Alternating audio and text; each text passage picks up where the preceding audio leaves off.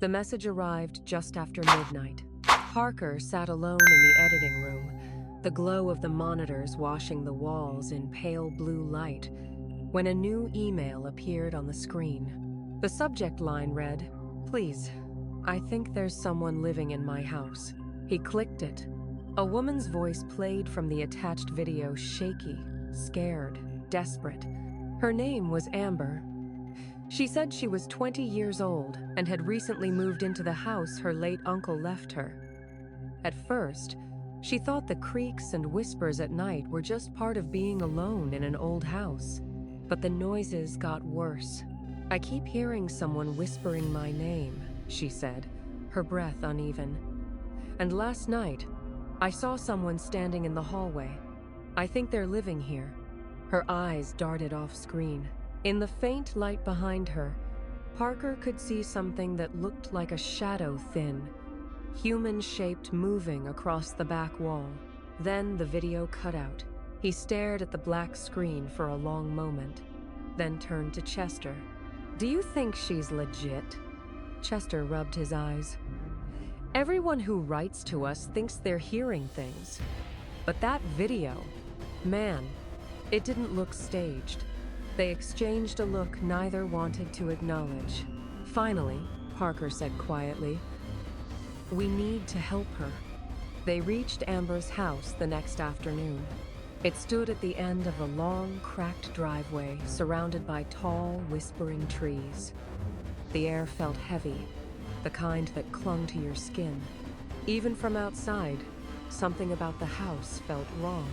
The paint had peeled away in long strips, and the windows reflected the light in strange ways, as if they were hiding something behind them. Amber met them at the door. She looked young, exhausted, the kind of tired that doesn't come from lack of sleep, but from fear. Her hands trembled slightly as she held the door open. "Thank you for coming," she said, her voice small. "I didn't know who else to call." Parker smiled gently. "We're just glad you reached out." Inside, the house was colder than outside. The smell of dust and something faintly metallic lingered in the air. Family photos lined the hallway, but every single one had the uncle's face scratched out. "Did you do this?" Chester asked, pointing. Amber shook her head quickly. "No, they were like that when I moved in." The words hung in the air like smoke. They set up in the living room to interview her on camera. Amber sat on the old sofa, her knees pressed together, staring down at her hands. "I didn't really know my uncle," she said. "He lived alone for years. When he died, the lawyer said he left the house to me. I thought it would be a fresh start, but sometimes I think he never really left." Chester frowned. "What do you mean?" "I hear footsteps at night, breathing in the hall. Sometimes I wake up and my bedroom door is open, but I always lock it before bed." She hesitated, then added, "And I think there's a room in this house that isn't on the blueprints." That made both of them pause. "A hidden room?" Parker asked. Amber nodded. "Behind the bookshelf in the study. I can feel a draft coming from behind it." By sunset, they began installing cameras.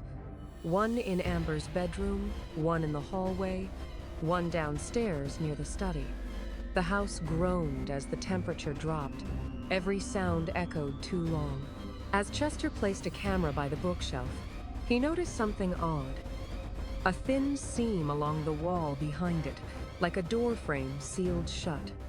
He pressed his ear to the wood and froze. There was breathing on the other side. "Parker," he whispered, stepping back. "There's someone in there." But when Parker came over and knocked, the sound stopped. Only silence remained. They decided not to open it, not yet. They'd let the cameras run overnight.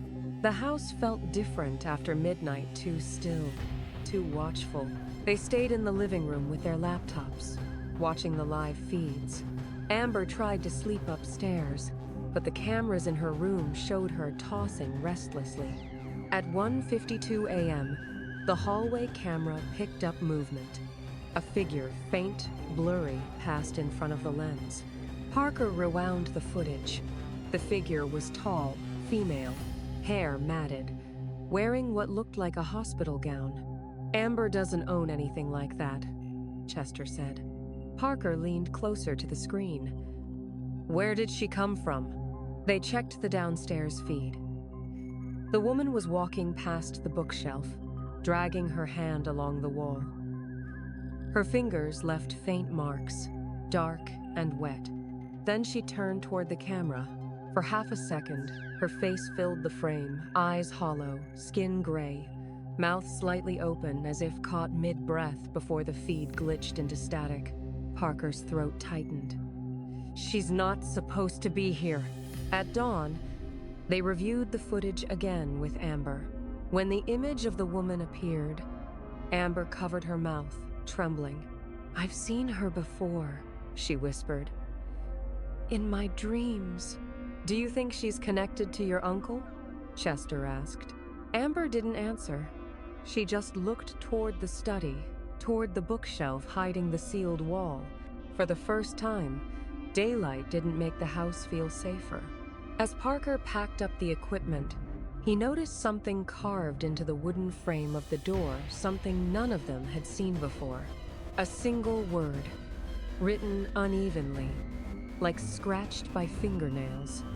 The letters were fresh. The wood still splintered. He turned toward Amber. "Did you do this?" She shook her head, tears forming. "No." Outside, thunder rumbled across a clear sky. Somewhere deep within the house, something creaked a sound, like a door being opened from the inside. That night, the house breathed like something alive. Every crack in the walls whispered when the wind passed through, and every shadow seemed to pulse in time with Amber's heartbeat. She hadn't eaten all day. None of them had.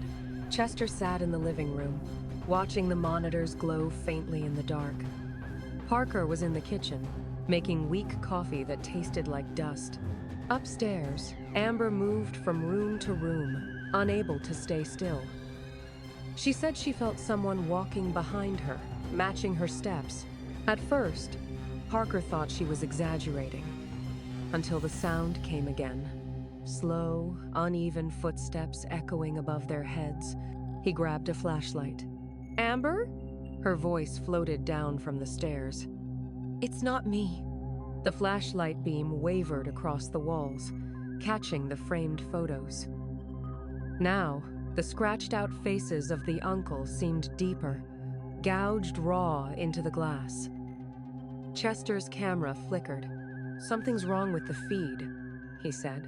On the monitor, the hallway camera was blinking static.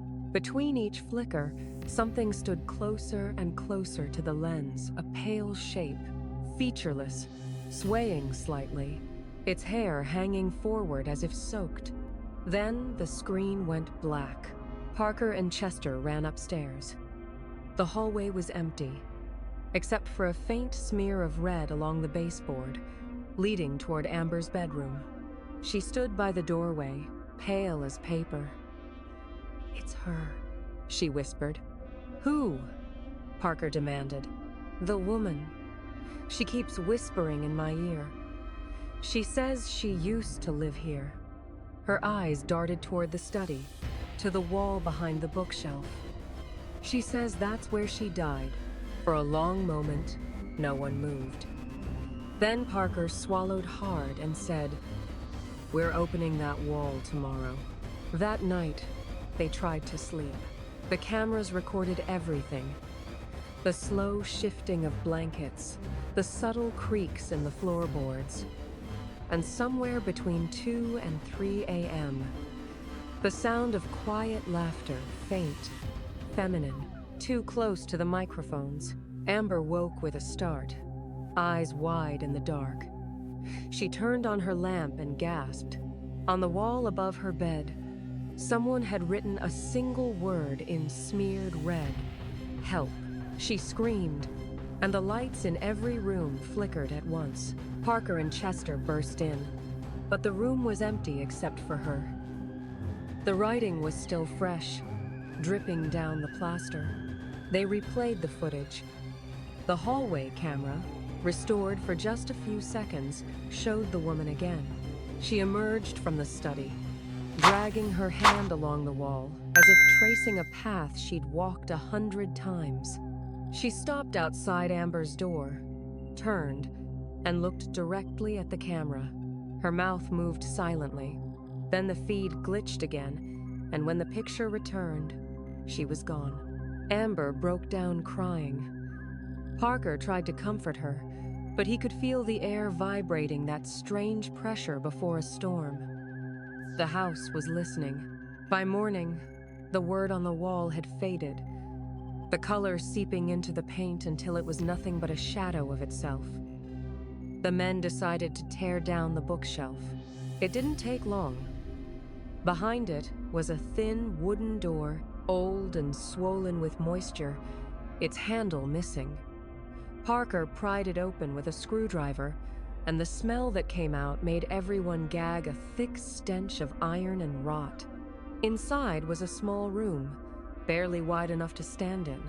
The walls were stained a deep brown. In the corner sat an old metal bed frame, and beside it, a table with a half-empty IV bag hanging above a chair. The fluid inside was still red, still fresh. Amber covered her mouth, whispering. He was trying to save her. There were notebooks scattered across the floor, her uncle's handwriting. Pages filled with sentences that made no sense. She needs the blood fresh. She won't wake if I stop. The house hums when she breathes. Chester looked at the IV line, at the rusted needle still connected to it. This wasn't medicine, he said quietly. This was feeding. Parker turned to Amber. Do you know who she was? Amber shook her head slowly, tears streaking down her face. No, but I think she's still here. That evening, none of them spoke much. The footage from the previous nights played on a loop, the same images repeating. Shadows moving through walls, the whispering rising and falling like a heartbeat. The house groaned when the wind shifted. At one point, Parker thought he heard Amber talking in the kitchen. He went to check, but she was alone, facing the wall, murmuring softly. "What are you saying?" he asked. She turned slowly, eyes unfocused. She says it's almost over. That night, Parker couldn't sleep. He sat in the living room, watching the monitors. The hallway camera showed Amber pacing back and forth outside the study, her hair hanging in her face. At 3:12 a.m., she stopped, looked at the camera, and smiled. Then she walked into the study and closed the door. Parker ran upstairs, shouting her name, but by the time he reached the study, the door was locked from the inside. He pounded on it. "Amber! Open up!" No answer. Only the sound of movement, slow, scraping, like something heavy being dragged. When he finally broke the lock and forced the door open, the room was empty. The air was colder than before. The IV bag was missing. On the wall, written in the same uneven red as before, were new words. Amber was gone. For a long moment, no one spoke. The only sound was the faint clicking of the cameras, recording the silence. Parker turned to Chester, his voice shaking. "We need to leave." Chester didn't answer. He was staring at the hallway monitor. The camera feed was no longer showing the hall. It was showing them standing in the study. The image was live, but the timestamp was wrong. It read 2 a.m., an hour earlier. In the feed, Amber stood behind them, smiling. The screen flickered, then turned to static. Parker felt something move in the dark behind him, and then the whisper came, soft and close to his ear. "Thank you for helping me wake up." Morning light seeped through the cracked blinds like something reluctant to enter. Parker sat on the edge of the couch, elbows on his knees, staring at nothing. The smell of dust and iron still clung to his hands. Chester paced the living room, checking the camera batteries even though he already knew they were fine. None of them wanted to talk about what the screen had shown the night before. Amber was gone, but the house didn't feel empty. It felt awake. Every sound was too clear: the ticking of the wall clock, the groan of the floorboards, the faint hum of static from the monitors. Parker could swear he still heard her voice somewhere deep in the house, calling softly. They reviewed the footage again, pausing on the last frame before the static. Amber's reflection filled the screen. Her skin looked stretched, grayish, as if something beneath was pressing to get out. "She's not dead," Chester said finally. "I don't think she's gone." Parker frowned. "Then where is she?" Chester pointed to the corner of the frame. A faint outline, long fingers, a shadowed arm curled around the edge of the camera lens. "She's in there," he whispered. Whatever he did to her, it's still working. They both turned toward the study door. The air there felt thicker. When Parker tried to open it, it resisted at first, like someone was pressing from the other side. Then, with a soft pop, it gave way. The smell hit them immediately: sweet, rotting, metallic. The small room looked different. The bed frame was gone. The floorboards, warped and discolored, formed a faint spiral pattern that hadn't been there before. In the middle of it, something glimmered. It was the IV needle, now dry, the metal twisted. Next to it lay a small cassette tape labeled in smeared ink. "She's ready." Chester found an old tape player on the shelf and pushed the cassette in. The recording hissed. Then a man's voice, Amber's uncle, filled the room. "Day 31. She doesn't stop moving when I leave the room. I can hear her through the walls now. She keeps saying she's cold. I think she's becoming something else. She wants me to stay awake. She says she can't sleep alone." A pause, the sound of breathing close to the mic. "If anyone finds this, don't stay in the house at night. It wants you to listen. It waits until..." The tape snapped with a high-pitched squeal and cut off. Neither of them spoke. Chester rewound it, but the rest was blank. Just the steady hum of static that seemed to pulse like a heartbeat. When they stepped back into the hall, the temperature had dropped again. Their breaths showed in the air. The monitors in the living room flickered on by themselves. Each screen displayed a different part of the house: empty rooms, dark corners, until one of them showed movement. It was Amber. She stood in the basement doorway, half in shadow, her head tilted slightly to one side, as if listening to something only she could hear. "Amber!"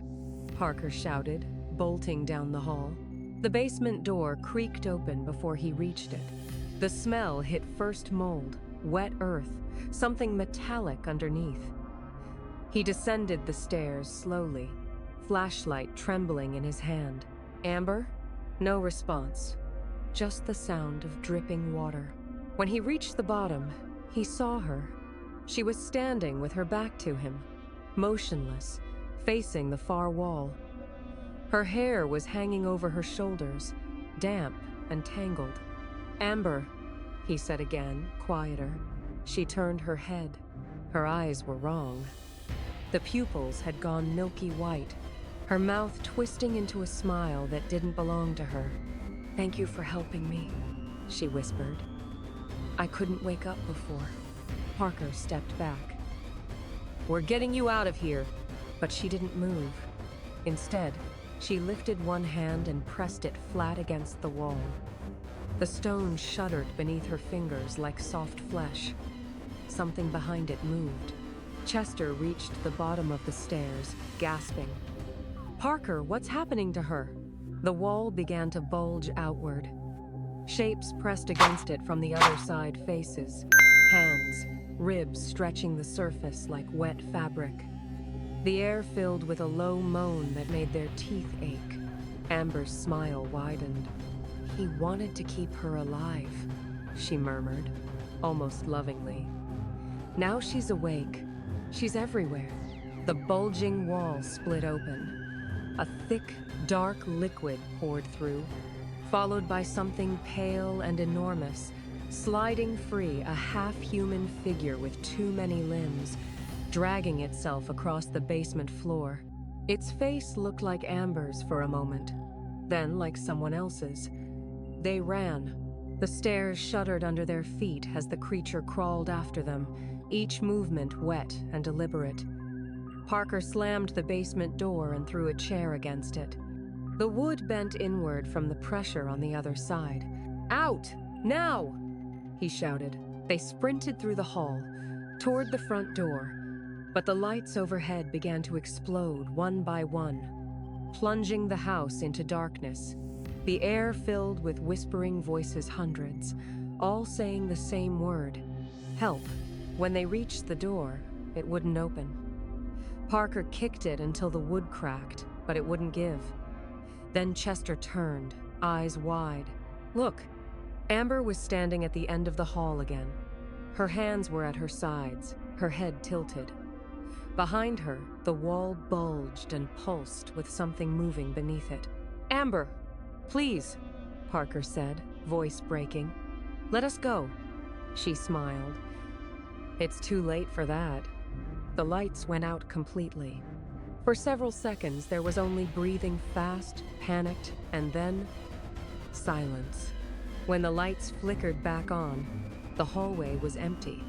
The door swung open on its own. Parker stumbled outside, dragging Chester with him. They didn't stop running until the house was a distant shape between the trees. Only when they reached the car did Parker turn back.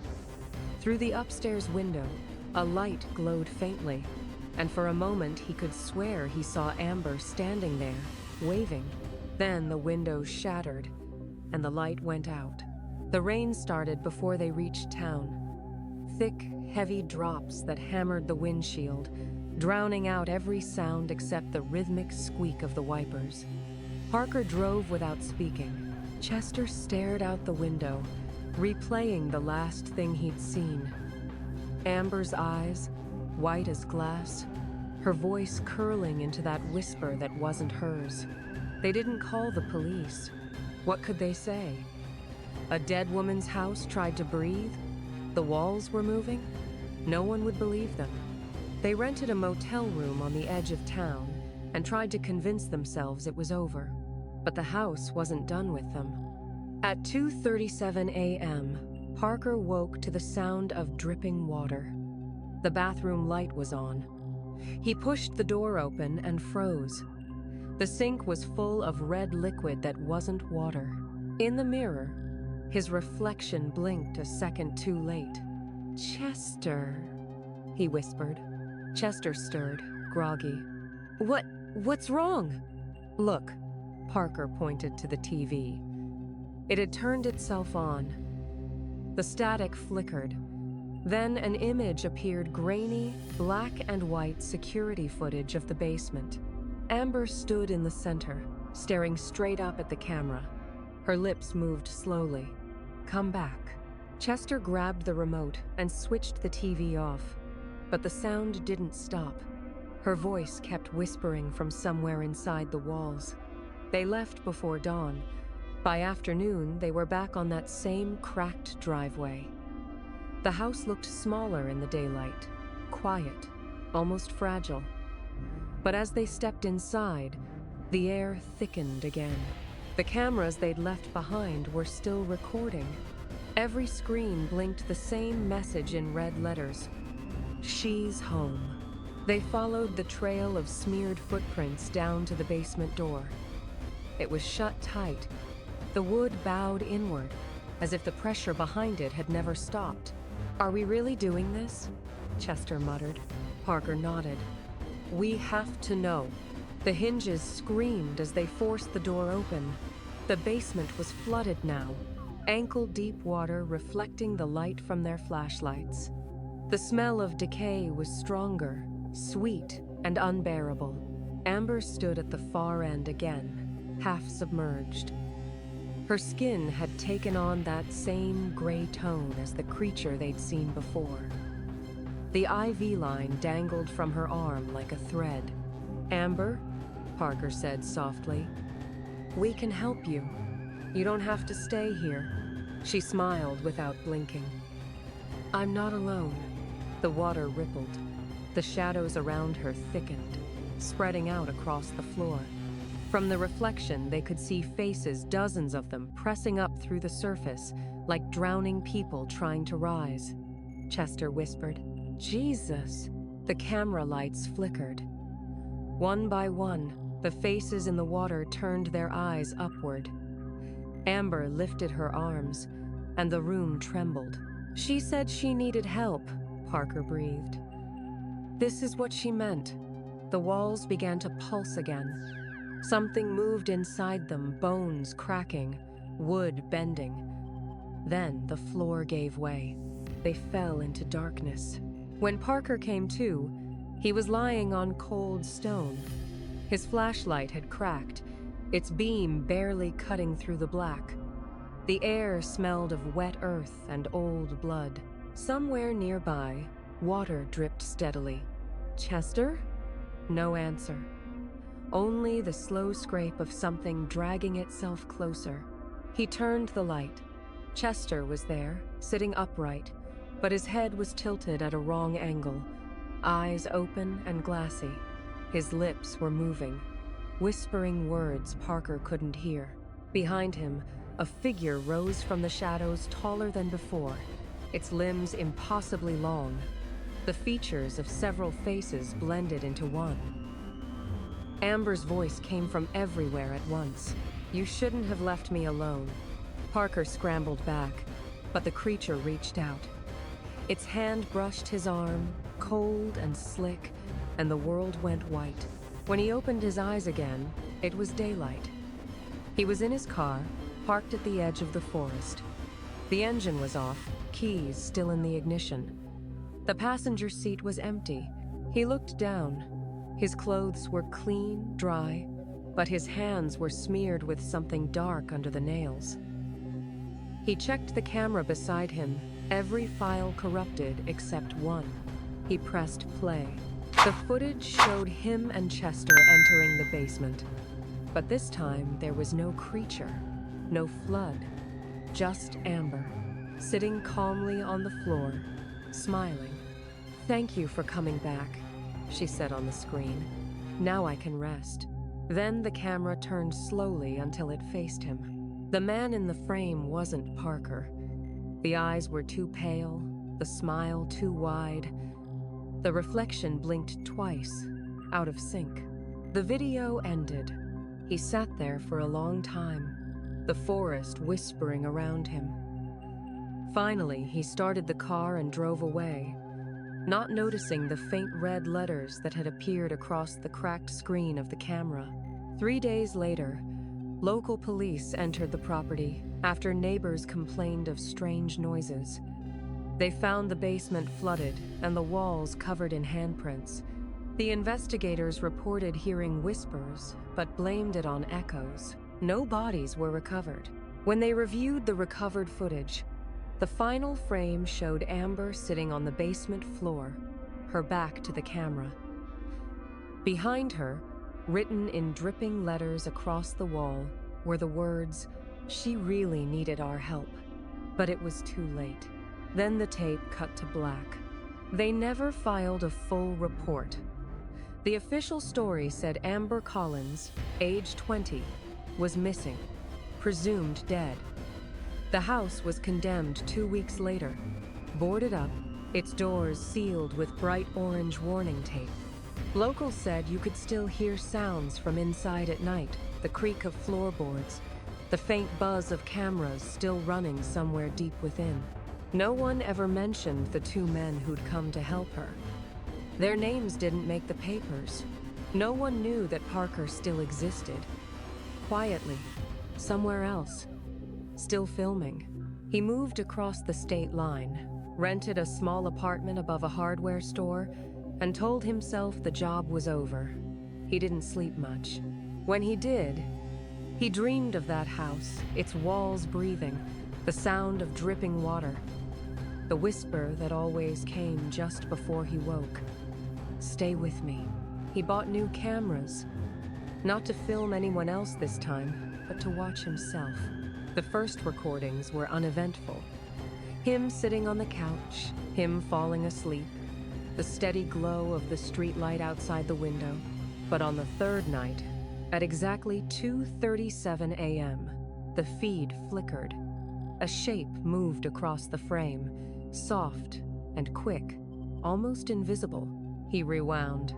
There it was again, something bending forward from the corner, almost brushing the camera lens. For a fraction of a second, it looked like a hand. The next night, he left the lights on. He told himself he wouldn't sleep, that he'd stay awake until dawn. But exhaustion came like a tide. His eyes closed. When the camera caught movement this time, it wasn't a shadow.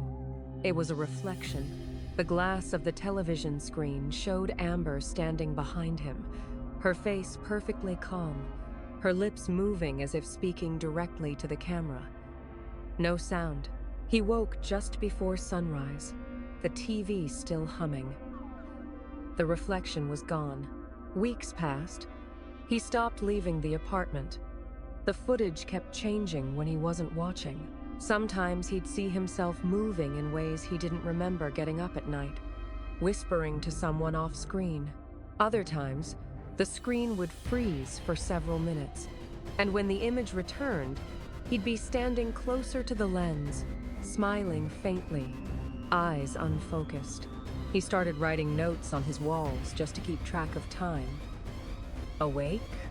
Dreaming? Real? One morning, he found new words written under the last one, in a hand that wasn't his. Help her finish. That night, the whisper came back. At first, it was faint, almost tender. You tried, it said. You wanted to save me. He turned toward the sound. Nothing there. The apartment was still empty. He sat on the edge of his bed, gripping the camera. What do you want? He asked. The whisper moved closer. You already know. The air grew colder. He could see his breath. The red light on the camera blinked twice and went dark. In the morning, the neighbors heard noise coming from his room footsteps, furniture scraping, then silence. When they knocked, no one answered. The police broke the lock that afternoon. The apartment was clean. The cameras were still running, all perfectly positioned to face the bed. But Parker was gone. On his desk sat a small flash drive, labeled simply, "To whoever watches." Inside was one video file. The first minute was static, then the image cleared. Parker sat in front of the camera, his face pale, eyes ringed with sleepless shadows. He spoke quietly. If you're watching this, don't go back there. Don't go to the house. It isn't the place, it's her. She's not gone. She moves with the recordings. Every time you play them, she wakes up again. He paused, glancing over his shoulder. The audio crackled. I think she's in me now. Sometimes I can hear her breathing when I talk. Sometimes she uses my voice when I sleep. His hand trembled. I wanted to help her, but it was too late. Then he smiled a slow, empty smile and whispered, barely audible, "Now it's your turn." The video ended with a soft knock, 3 times, the sound of the door opening. Then the frame tilted sideways, hitting the floor, still recording as something stepped into view. Bare feet, a pale hand reaching toward the lens. The file looped itself automatically. The police archived the footage but never released it publicly. The drive disappeared during evidence transfer. A few months later, fragments of the same recording began appearing online. Short clips uploaded anonymously to horror forums, compressed and renamed, always exactly 2 minutes and 37 seconds long. In each version, Parker's face is different. Older, younger, sometimes not even human. But the last line never changes. She really needed our help. A pause, but it was too late. No one knows where the house is anymore. The location was wiped from maps, the property records erased. But sometimes people driving through that part of the state say their GPS freezes for a few seconds, the screen flickering before showing a single coordinate marked in red. If they follow it, they find an overgrown path leading into the woods. At the end stands a house with boarded windows and a broken front door. The boards are new, but the wood around them is wet, soft, and pulsing faintly, as if something inside is still breathing. And if they listen closely, just before dawn, they'll hear a woman's voice whispering through the cracks, calling for help that will never come.